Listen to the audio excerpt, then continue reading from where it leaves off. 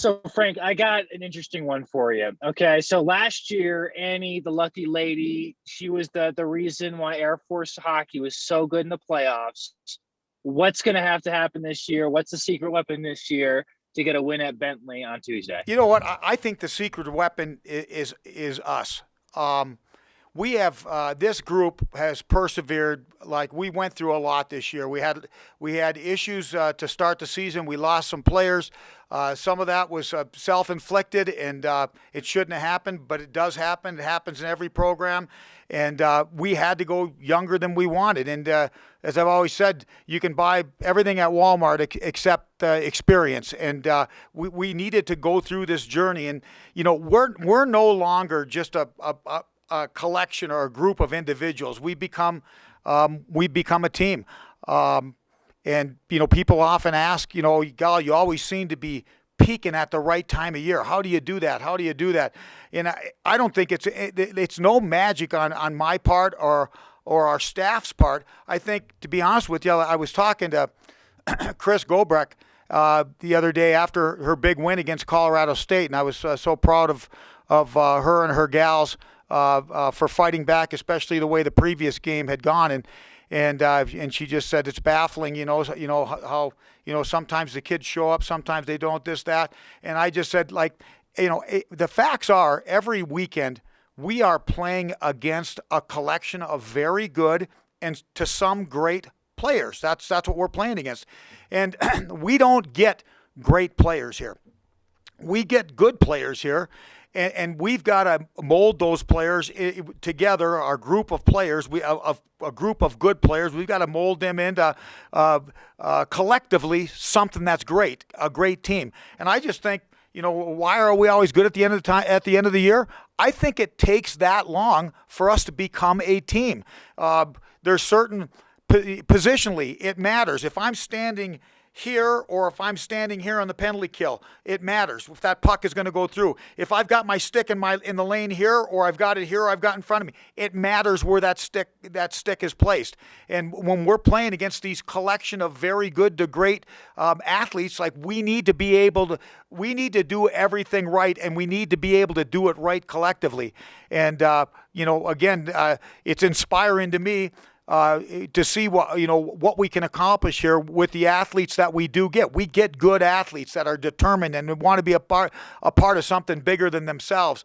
But it's inspiring when you see it all come together. When you look at a team like ours, that we were 0-9-1, 0-9-1, and that group could have quit. They could have quit in practices. They could have quit in games. They didn't.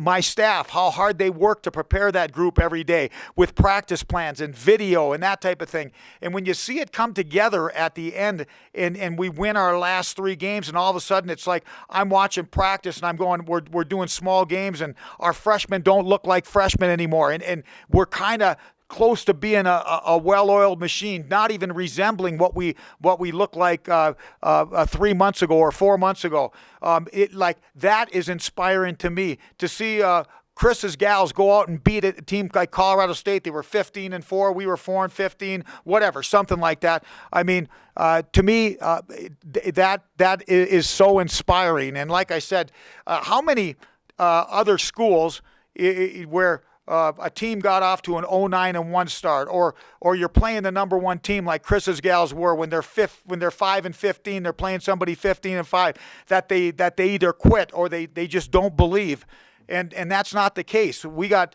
lots of good athletes. We got to make them into a good team, but what the DNA that our kids possess is something special. And like people always ask me, how do you inspire your team? And I said, my team inspires me. And right now, I'm really excited for them because they're playing good hockey right now, and they do not want the season to end. The other question I have for you is, you started this win streak at Bentley, right? And you played 2 really good games over there in Massachusetts. What was the key to that second game that you think you're going to try to take over into this playoff series? Well, the first game we got fed. It was brutal. It was a one-legged butt kicking contest, and it was their leg kicking our butt. And but there was a reason for that.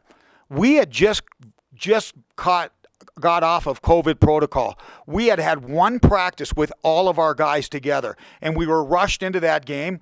We wanted to push it a couple more days. Bentley couldn't because they had a game scheduled with Sacred Heart. That ended up getting canceled anyway. But we went into that game, and we weren't as ready as we should have been. The physical prep, there was no choice. Mentally, we weren't there either, and it showed, and they took it to us. And we challenged our guys going into that next game, that second night, and just to hey, win or lose, let's not get outworked. Let's not let the other team be more willing, more determined, this and that. And we saw that in our play. We got some big saves from Alex Schilling, and we collected our first win. And what a great feeling that was. Now, what does all that mean? Well, here we are. We come back. We beat Canisius twice. They're contending for first place in the West. We sweep them. They end up finishing second because of it. For us right now, very similar situation than we had last year. We swept the first round, Mercyhurst in the first round of the playoffs. We had won 5 of our last 6 games. We were going into RIT. We were going into a building we had just won at the weekend before the Mercyhurst series. And so we were going into a building that we had success in and recent success in.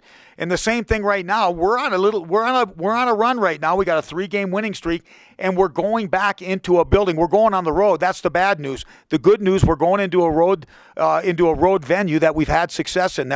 That's where we collected our win. So to me, we know Bentley. We have a lot of respect for them and Ryan and their team, and we know it's going to be tough. But we're not going in we're going in fully believing that not only can we win, but we are going to win. I wanted to ask you about the top line you've put together, and with Daskus and Rhyme and Knowlton, and what characteristics do those guys have that have blended so well together these past 4 or 5 games? Well, it's hard to say. I mean, obviously Willie's a big power forward.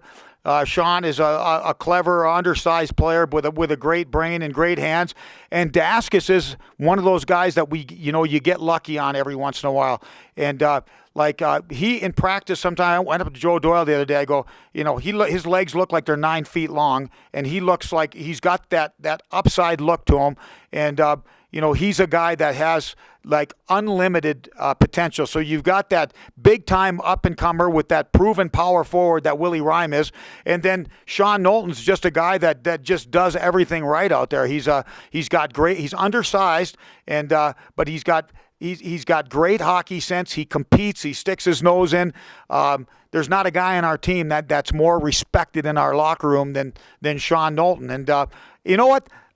They're making a little magic right now. But you know what, Chris? It's our whole team. Collectively, we're making little magic. Toll, what were the numbers? I mean, we had 40-plus shots on goal average. We're scoring more goals. We're getting more shots. We're giving up less shots. We're a good team right now. We have become a good team. And again, for us, if we're just going to throw a collection of what we recruit out there and don't coach them and just expect it, it ain't going to happen. It's not like big time schools that can get that collection of very good to great athletes, throw them out there, and they're gonna find success more times than not just because of the talent and the ability level. Our deal's totally different here. We build ultimate teams here at the service academies, and right now you want to talk about the magic of that line. That's great. Yeah, they got some magic, but you know what? Collectively, there's some magic surrounding our entire team right now, and it's fun to be around. This has been a miserable year in a lot of respects. I mean, with the stoppages in play and the long breaks between games getting canceled, having to go get tested every other day for COVID, not having fans in the stands. It's just not. It's not the way you want things to be. But it hasn't been a miserable experience, and it hasn't been a miserable experience because every day I get to come to the rink and I get to work with a coaching staff that is fully committed and dedicated to making these young men better, both as people and players and collectively as a team. And the players that we get to, when I'm sitting there and I'm watching Andy and Joe do their presentations and their video and that type of thing, and I'm looking and those kids are just glued to the TV screen, and they've been glued. It wasn't just the last 3 games. They were glued to it when we were 0-4, when we were 0-7, when we were 0-9. I mean, they've been all in all season. And to see the worm turn like this at the end and them get rewarded, my staff and the players, like it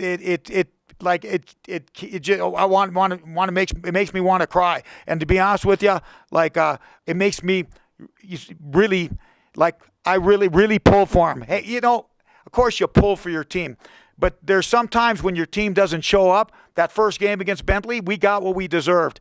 And but there's times where your kids get everything that they have, and it's just not enough, and you feel bad for them. And had we not got rewarded with wins over these last 3 games, it would have been, I would have felt bad for them.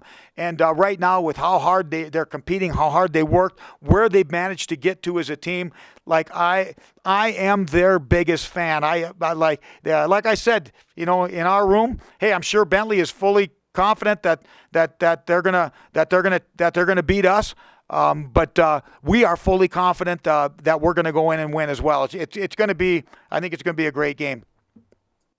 Is Schilling going to start? Or what was that? Is Schilling going to start in goal? I'm not sure. Will Schilling start? I'm not sure.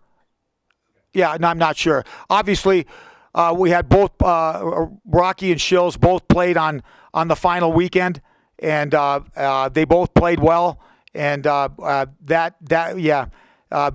can tell you right now, we have not. In fairness to you, Chris, it's not that I'm not telling you. We haven't made a final decision on it yet. You know what? Remember Bud Grant, the old coach of the Vikings. Remember Bud Grant, Chris? Remember him? Bud Grant had old saying, "Never make a decision until you." I grew up in Wisconsin. Yep. Never make a decision until you have to. And never make a decision until you have to, and we don't have to make that decision yet. And in the way things have gone this year, you don't want to make a decision too early because things can change. Whatever the best laid plan can fall apart in a matter of hours in this COVID age. Right now, we're planning on going to Boston and playing Bentley. Hey, if a couple teams right now, I know some of the teams are in our league are fighting the COVID within their team right now. It's hard to imagine. I told how many weekends have we had this year where at least one team wasn't able to play? Can't be many. It can't be many. That's the answer, because I know, but on most weekends, if not all of them, somebody has had COVID and couldn't play. So now all of a sudden we're thinking we're going to go into the playoff week and it's not going to affect anybody. Well, I hope it doesn't. But if this season's any type of indicator, the chances that COVID could eliminate somebody from the playoffs is very real.